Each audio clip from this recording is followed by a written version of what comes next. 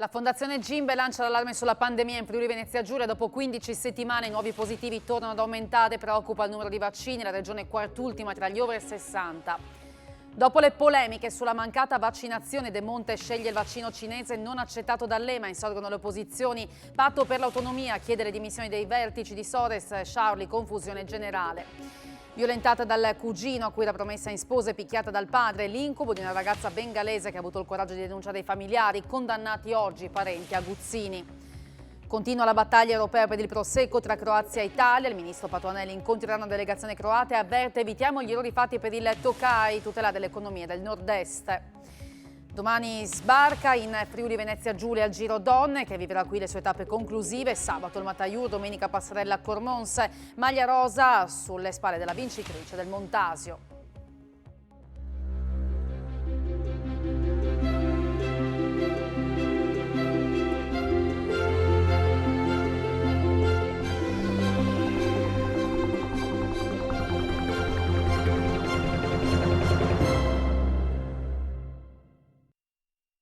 Buonasera a tutti voi da Telefriuli, ben trovati all'edizione serale del nostro telegiornale. Dopo 15 settimane consecutive di calo, i contagi tornano a crescere nella nostra regione, un dato segnalato dalla Fondazione Gimbe che fa il paio anche con il numero di vaccinazioni ancora troppo basse in regione. In particolare nella fascia 60-69 anni il Friuli Venezia Giulia è penultimo a livello nazionale. Una crescita piccolissima ma pur sempre una crescita. Si inverte il trend della pandemia da Covid-19 in Friuli Venezia Giulia e nell'ultima settimana tornano a crescere i numeri. Di poco lo 0,1%, ma il segno più davanti a questa seppur piccola percentuale deve far riflettere. È il dato più eclatante segnalato dalla Fondazione Gimbe che dall'inizio della pandemia da coronavirus monitora regione per regione l'andamento dei contagi. L'inversione del trend è registrata a livello nazionale con settimana scorsa 5.306 nuovi casi e 5.580 questa. Dopo 15 settimane consecutive, ha commentato Nino Cartabellotta, presidente di Fondazione Gimbe, si rileva un incremento rispetto alla settimana precedente. Anche l'attività di testing ha subito un aumento, continuando però ad attestarsi su numeri troppo bassi, con conseguente sottostima dei casi e insufficiente tracciamento dei contatti. Restano molto negativi invece i numeri della campagna vaccinale in regione. Il Friuli Venezia Giulia è la quarta peggior regione d'Italia per quanto riguarda tutti gli over 60, con il 18,5% che non ha ricevuto alcuna dose di vaccino, superata solamente da Calabria, provincia autonoma di Bolzano e Sicilia. Per quanto riguarda gli over 80, il Friuli Venezia Giulia ha completato il ciclo vaccinale per quasi il 90% della popolazione, percentuale che però crolla nelle fasce più giovani. Tra i 70 e i 79 anni ad aver completato il ciclo è solo il 50% della popolazione, 80% se si considera almeno una dose, e tra i 60 e i 69 anni ancor meno, il 47,5%, secondo peggior dato italiano. Oggi intanto sono stati 19 nuovi contagi rilevati, il 62% di questi riguarda persone la cui età è inferiore a 29 anni, 18 sono stati rilevati su 3.259 tamponi molecolari con una percentuale di positività dello 0,55%, mentre un solo caso è emerso dai 753 test rapidi antigenici. Non si sono registrati decessi, una persona ricoverata in terapia intensiva, scendono a 5 pazienti ricoverati in altri reparti.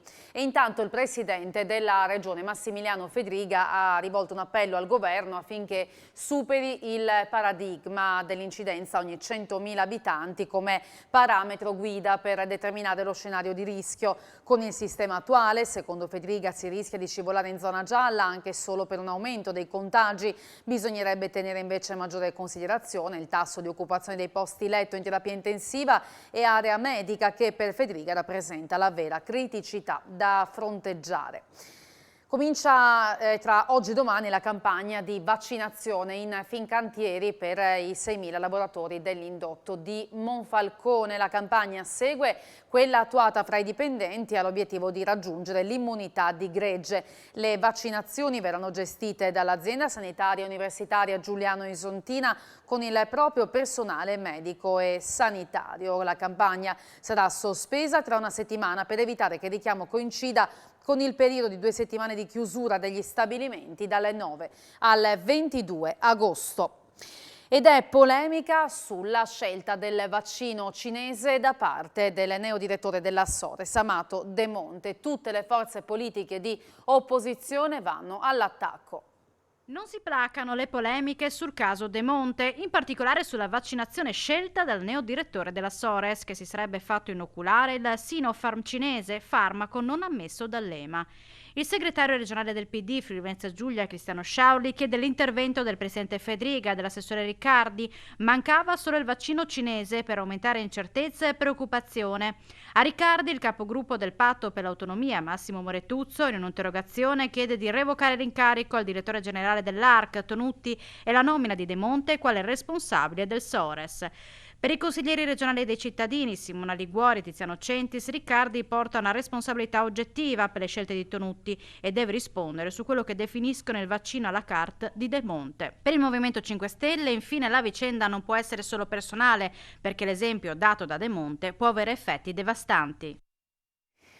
Oltre 7 milioni di euro a favore delle case di riposo, 5 per il contrasto al Covid e 1 milione per l'agricoltura. Sono alcune delle misure attuate oggi dalla Giunta Fedriga nel pacchetto degli assestamenti di bilancio. Altri soldi in arrivo sul territorio. La Giunta regionale, nel corso di una seduta straordinaria, oggi ha approvato un nuovo pacchetto di emendamenti sull'assestamento di bilancio che conta oltre 360 milioni di euro. Sì, continua il lavoro di proposta della Giunta regionale per questa manovra estiva. Abbiamo inserito importanti risorse per la sanità, penso al centro per i tumori cerebrali da istituirsi presso l'azienda sanitaria di Udine, penso al contrasto del Covid con una dotazione finanziaria di 5 milioni di euro, all'importante dotazione finanziaria per il tracciamento sempre legato al Covid, penso ai ristori per gli enti gestori delle case di riposo per oltre 7 milioni e mezzo in ordine alle minori entrate che hanno dovuto subire per effetto sempre della pandemia. Poi attenzione all'agricoltura con oltre 1.200.000 euro di fondi che il collega Zanni era voluto destinare ai vari comparti. E poi ancora la scuola, 1 milione di euro per il fabbisogno di personale. E proprio di assestamento di bilancio si parlerà questa sera a Economy FVG a partire dalle 21. In studio l'assessore alla finanza Barbara Zilli e i consiglieri regionali di Bert, Moretti e Ussai. La Corte Costituzionale boccia la legge regionale sul demanio perché limita la concorrenza tra imprese. La sentenza non avrà effetti per il 2021. La consulta boccia la Regione sulle concessioni demaniali. I giudici infatti hanno dichiarato l'illegittimità costituzionale dell'articolo 2 della legge regionale del 18 maggio 2020 perché limita la concorrenza tra imprese. Nel mirino della Corte Costituzionale, a cui ha fatto ricorso la Presidenza del Consiglio dei Ministri, la parte della norma che prevede l'estensione fino al 31 dicembre 2033 della validità delle concessioni demaniali marittime. Per la consulta, la Regione è certamente titolare di una competenza statutaria in materia di ittica, pesca e turismo, ma l'articolo 2, introducendo una proroga e non consentendo di organizzare procedure di selezione per l'accesso di nuovi operatori, limita la concorrenza tra imprese, incidendo così in una materia riservata alla competenza esclusiva dello Stato. Sportiva la reazione dell'assessore regionale al demanio Sebastiano Callari. L'accoglimento dell'impugnativa del governo Conte non ha alcun effetto sull'anno in corso, in quanto la proroga a tutto il 2021 è fissata da un'altra norma regionale che non è stata impugnata. Si tratta, prosegue Callari, di una legge apripista che recepiva lo spirito della normativa Bolkestein, prevedendo la proroga delle concessioni solo laddove non si fosse in presenza di competitori e disponendo la gara negli altri casi. Ora, conclude Callari, confidiamo che si arrivi alla quadratura del cerchio grazie all'iniziativa del ministro Garavaglia e che si possa dare regole che danno certezza a chi vuole investire. L'incubo vissuto per anni da una ragazza bengalese abusata dal cugino e maltrattata dal padre che la costringeva a seguire precetti musulmani. I due sono stati condannati dal GUP di Udine a 9 anni e a 2 anni e 4 mesi di reclusione. Il padre la costringeva a frequentare solo amici musulmani, a vestire secondo la loro religione, la insultava e la picchiava anche per motivi banalissimi, fin da quando aveva 5 anni. Come se non bastasse, il cugino di 20 anni, più grande di lei, l'aveva costretta a compiere e a subire atti sessuali. Lei aveva solo 10 anni e in seguito sarà promessa in sposa al suo aguzzino. L'incubo, dopo anni, è ora arrivato in tribunale a Udine, dove il padre padrone e il cugino hanno fatto i conti con la giustizia. 2 anni e 4 mesi di reclusione al genitore per maltrattamenti familiari e 6 anni al parente per violenza sessuale. A infliggerli con il rito abbreviato il GUP udinese Emanuele Lazzaro. Il PM Letizia Puppa aveva chiesto esattamente queste condanne. La ragazza, originaria del Bangladesh, ora ha 16 anni e il papà 50. Il caso era emerso nel 2018, quando alla giovane era stato annunciato che da lì a pochi mesi avrebbe dovuto sposare proprio quel cugino. Non sopportando più la situazione, che l'aveva portata anche ad atti di autolesionismo, la ragazza si era rivolta alla polizia ferroviaria e chiesto di essere allontanata dalla famiglia, dal papà in particolare. In quell'occasione erano emerse le violenze e le vessazioni che hanno portato la giovane a vivere in una comunità protetta. Soddisfatto per la sentenza il legale di parte civile, l'avvocato Alessandra Dall'Acqua, che aveva chiesto 50.000 euro di risarcimento dal padre e $500.000 dal cugino, ottenendo una provvisionale di 10.000 e di 30.000 euro. La ragazza ha dimostrato molto coraggio, afferma, nel non arrendersi e nell'uscire autonomamente dalla situazione, un coraggio che ha consentito alla madre, conclude, di prendere coscienza e affiancare la figlia. I difensori del padre, l'avvocato Federica Donda, e del cugino, l'avvocato Marco Fattori, hanno annunciato appello. L'accoltellamento a Cervignano del 2019 non fu tentato omicidio. Il Tribunale di Udine ha cambiato l'accusa in lesioni e condannato l'imputato a 2 anni di reclusione. Per lui il pubblico ministero aveva chiesto quasi 10 anni.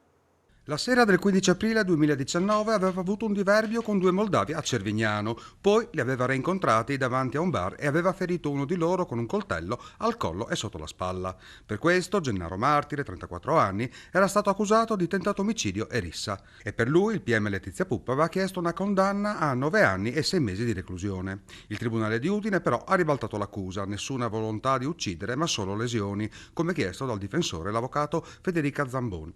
Martire è stato condannato a 2 anni di reclusione. Sotto processo erano andati anche gli altri protagonisti della vicenda, i moldavi Igor Luca e Viktor Kricimari, per i quali il PM aveva chiesto 1 anno e 9 mesi. I 2 sono stati condannati a 1 anno per rissa, ma assolti dall'accusa di lesioni ai danni di Martire. Sono pienamente soddisfatta, commenta Zambon, per la riqualificazione del reato. La mia preoccupazione è che non venisse accolta la tesi del pubblico ministero.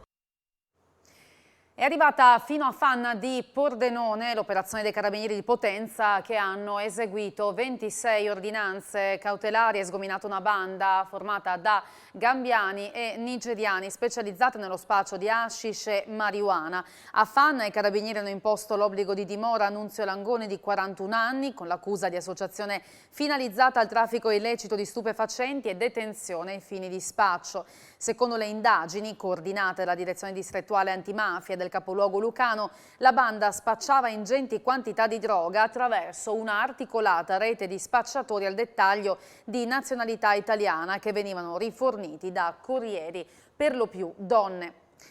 Un macedone di 48 anni, residente a Gorizia, è stato arrestato dai carabinieri perché è trovato in possesso di oltre mezzo chilo di marijuana e di 55 piante di canapa indiana. È stato fermato per un controllo subito dopo aver attraversato in auto il valico italo-sloveno di via Vittorio Veneto nel capoluogo isontino. Parte della droga era in auto, l'altra in casa sul terrazzo dove l'uomo coltivava appunto le piante di canapa indiana. Una donna di 64 anni è stata investita questa mattina da un'auto in viale Treviso a Pordenone, nei pressi della fiera. Al volante c'era un 40enne di Vicenza. Subito è scattato l'allarme, sul posto è arrivato l'elisoccorso che ha trasportato la donna all'ospedale di Udine in condizioni gravi.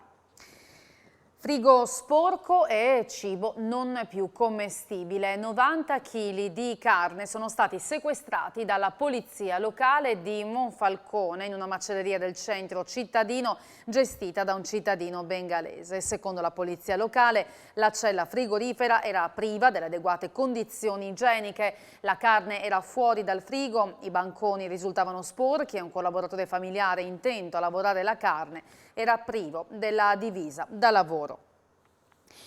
Prosegue la battaglia per il Prosecco tra Italia e Croazia. Il ministro per le risorse agricole Stefano Patuanelli al prossimo Consiglio europeo incontrerà una delegazione croata per evitare, dice, di commettere gli stessi errori del passato, così come era accaduto con il Tokaji. Un indotto da 5 miliardi di euro tra Friuli Venezia Giulia e Veneto che rischia di andare in fumo, o meglio, versato. La battaglia del Prosecco infuria ora anche a livello europeo dopo la decisione della Croazia di richiedere l'iscrizione del Prosek tra le indicazioni geografiche tutelate dall'Unione Europea.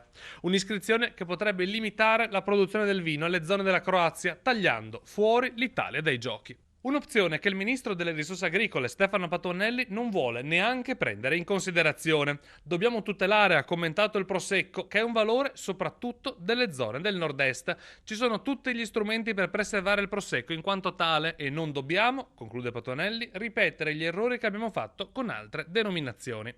Patuanelli al prossimo Consiglio europeo incontrerà una delegazione croata e sempre a livello di Unione gli europarlamentari della Lega hanno deciso di scrivere al commissario europeo all'agricoltura, il polacco Janusz Wojciechowski, per esprimere la preoccupazione di un paese intero e di migliaia di produttori.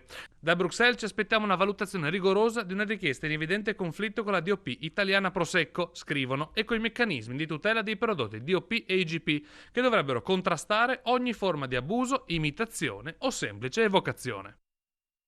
La protesta di Coldiretti che oggi è scesa in piazza per chiedere un intervento urgente della politica, risolvere il problema dei cinghiali ormai fuori controllo. Stremati dai continui danni alle colture, Coldiretti ha portato sotto il palazzo della Giunta regionale in piazza dell'Unità d'Italia a Trieste oltre 200 coltivatori che chiedono una soluzione al problema dei cinghiali, il cui numero è cresciuto del 150% negli ultimi anni. Fanno danni nelle campagne per quanto riguarda i raccolti, ci sono anche problemi di incidenti stradali che sono successi dove delle persone hanno purtroppo perso la vita e io credo che complessivamente, considerando i danni, considerando le persone, la vita di un uomo vale più di un cinghiale. L'assessore alle risorse agricole Stefano Zannier ha spiegato che la Regione ha già fatto richiesta di poter modificare il piano di controllo del cinghiale. Potremo utilizzare soggetti diversi che principalmente sono i cacciatori con delle formazioni specifiche. Cristiano Sciauli, segretario regionale del PD, ha sottolineato come oggi la situazione non è gestita né a livello nazionale che regionale. Come chiede la risoluzione del senatore PD Taricco, si istituisca subito un tavolo con il mondo agricolo, ambientalista e venatorio per trovare soluzioni condivise per mettere la coesistenza fra attività agricole, protezione ambientale e sicurezza.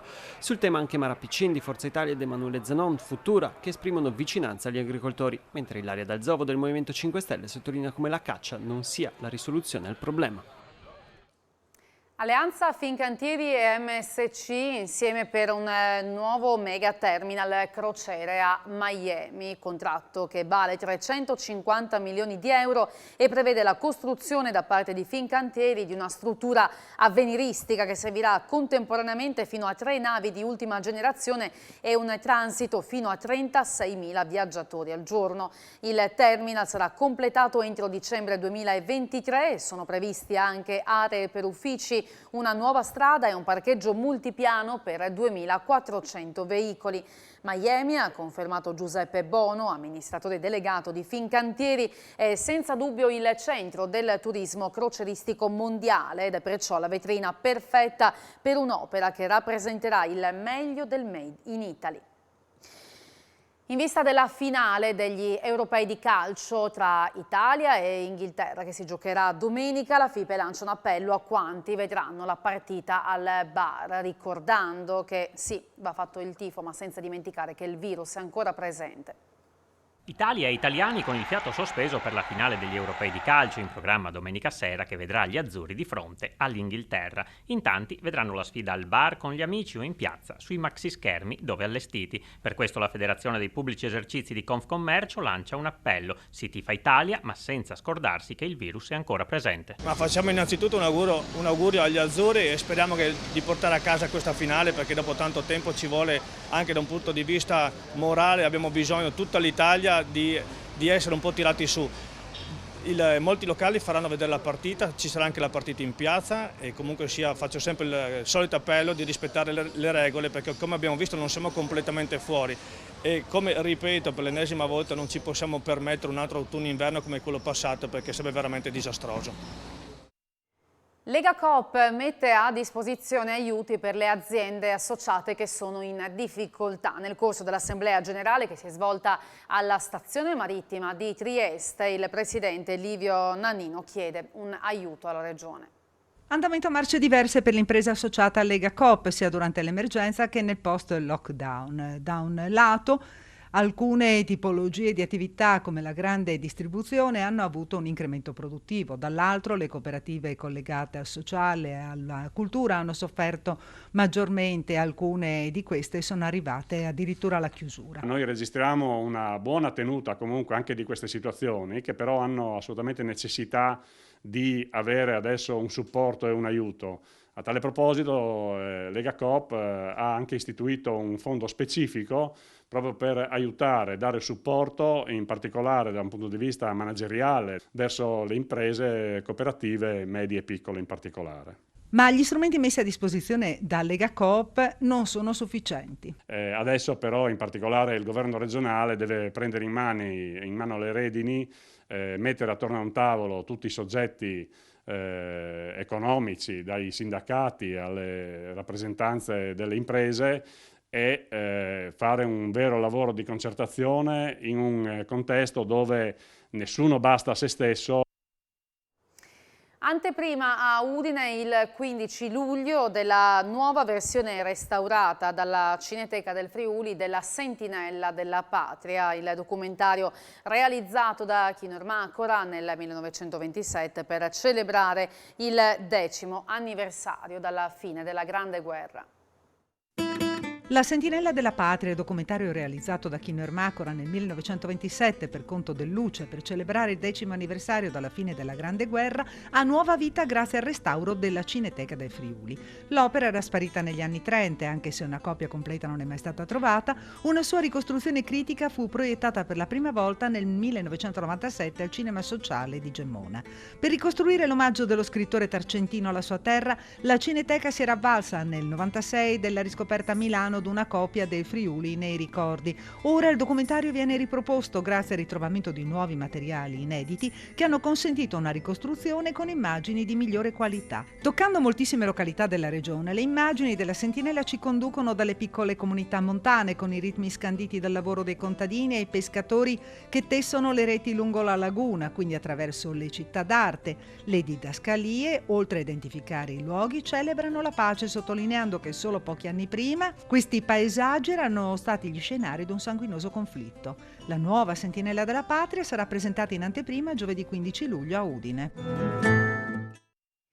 Danneggiato gravemente dal sisma del 76 è stato restituito al suo splendore originario l'organo Zanin della parrocchiale di Osoppo. Dopo le scosse era stato smontato dai pompieri australiani ed è stato restaurato dalla Zanin Organi di Cotroipo, la stessa che lo aveva realizzato nel 1939. Tra gli innumerevoli restauri che abbiamo fatto, mi permetto di segnalarvi l'ultimo, organo restaurato dei miei nonni, costruito nel 1939, trasmissione pneumatica, nella chiesa parrocchiale di Osoppo. Ci sono 3 concerti di inaugurazione, uno è già stato eseguito venerdì scorso, domenica c'è stato il concerto del coro in Montereale, venerdì prossimo ci sarà il concerto del maestro Beppino delle Vedove, titolare del Duomo di Udine e del Conservatorio sempre di Udine, e venerdì prossimo ancora, sempre alle 21, un altro concerto del maestro Ruggero Olivieri.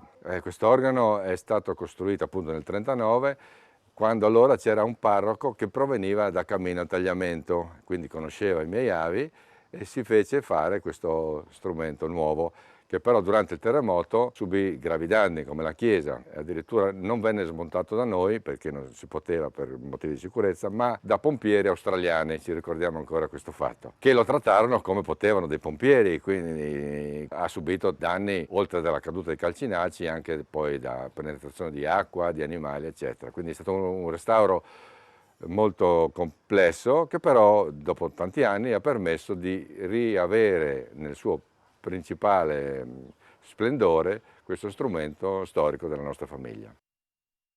Con l'arrivo a Mortegliano della terzultima tappa, il Giro d'Italia Donne sbarcherà in Friuli Venezia Giulia domani per vivere poi un'altra grande giornata sabato con l'arrivo sul Mataiur e domenica la passerella da Capriva a Cormons. Parleremo di questo tra poco nell'appuntamento con Sport FVG, spazio anche all'Udinese con la presentazione della nuova maglia da trasferta. E poi andremo a parlare anche di Pordenone, di ginnastica, di atletica e anche una pillola di calciomercato per quanto riguarda i dilettanti. A seguire poi l'appuntamento con il meteo. Io vi ringrazio per aver seguito il nostro telegiornale, vi auguro un buon proseguimento di serata in nostra compagnia. Arrivederci.